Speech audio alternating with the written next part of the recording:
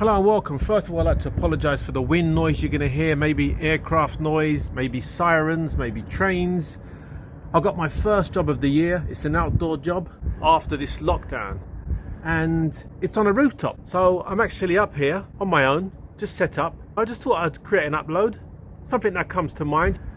You can get these ideas at any time, and I thought I'd do it while there's nobody about. And also I have to apologise that all the speakers you're going to see in the rest of the video, they're not exactly beginner speakers, although this is an upload for beginners. However, not to worry, because if you need any advice on beginner speakers, just drop a comment and hopefully I can help, or somebody else can. Back with the upload. In the time I've been DJing, I've learnt a few things, and I believe I have some valuable information to pass on to beginners. What speakers should you buy as a beginner? You could get 8s, you could get 10s, you could get 12s, you could get 15s, you can even get compact column arrays.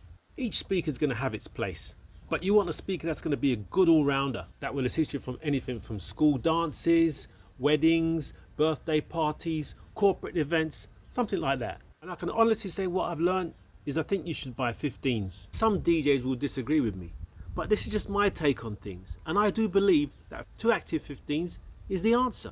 12-inch speakers are the popular choice. Most DJs that are starting out will get 12s, but I found that I've been using the 15s a lot more.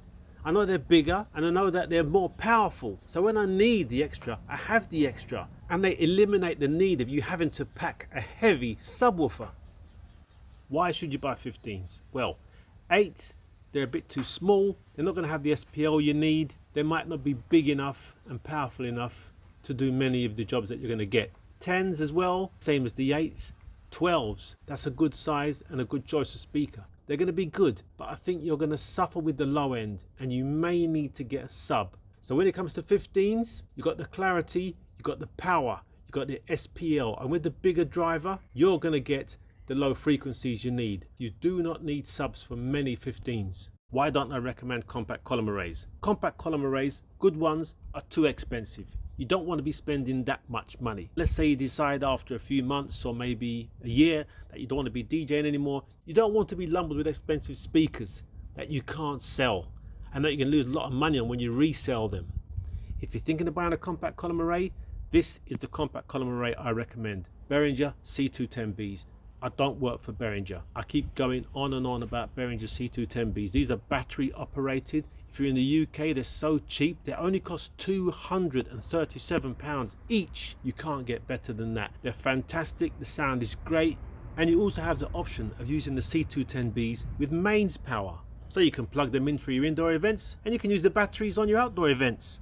The 15s that I recommend, they're going to need to be active. You don't want to be having passive speakers and amplifiers. It's too much connectivity. Just keep it nice and simple. Active speakers, connect them up to whatever you're going to be using front end wise, and you're done. Your setup's complete. Another thing you have to think about is whether you're going to buy wood cabinet speakers or molded design.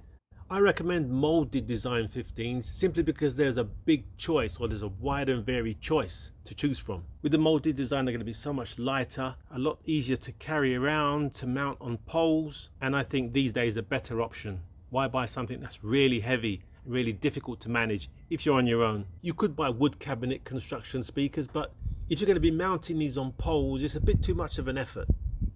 Don't believe that wooden speakers sound better than plastic or molded design speakers. That is not true. There are a lot of molded or plastic speakers that sound better, far better than your wooden speakers. So a speaker is a speaker.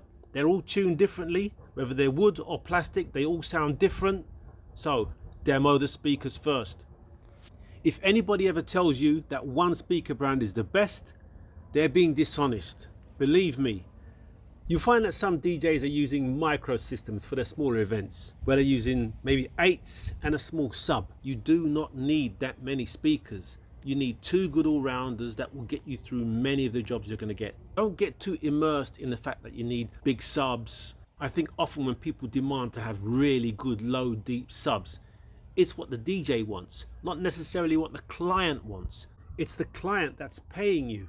The client doesn't care too much, but the client cares that the sound is good, and you can definitely get that from 215s. A word of advice when you're shopping for your speakers: don't think you're shopping clever by going cheap. Do not buy cheap speakers. You want speakers to represent you. If you think you're good, you have to buy good speakers. Good speakers don't come cheap. They're not expensive either, but you have to spend some money, a decent amount. Cheap speakers are likely to have cheap components inside. They're likely not to last. They're likely to be poorly built. They're likely not to go very loud. And when they do go loud, they're going to clip. They might even blow. So you're not going to have these speakers for very long. And you're going to have to do all your shopping again. So buy more speakers. If the brand name isn't known or you don't see DJs using these speakers, avoid, avoid, avoid.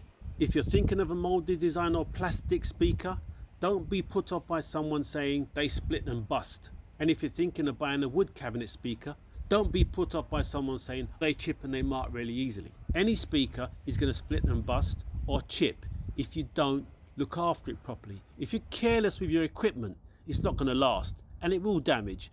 Buy yourself some good covers. You need to have some good padded covers for your speakers because you need to protect your investment. This is important. It will prolong the life of them, and when you come to sell them, if you need to sell them, they still look very good. And protect them when you're transporting them around in your vehicle from event to event. Perfect 15 out there for a beginner? There isn't one. There are quite a few. If you look around, go in the stores, do your research online. So be very careful and sensible with your budget. Whatever your budget, there's a 15 out there for you.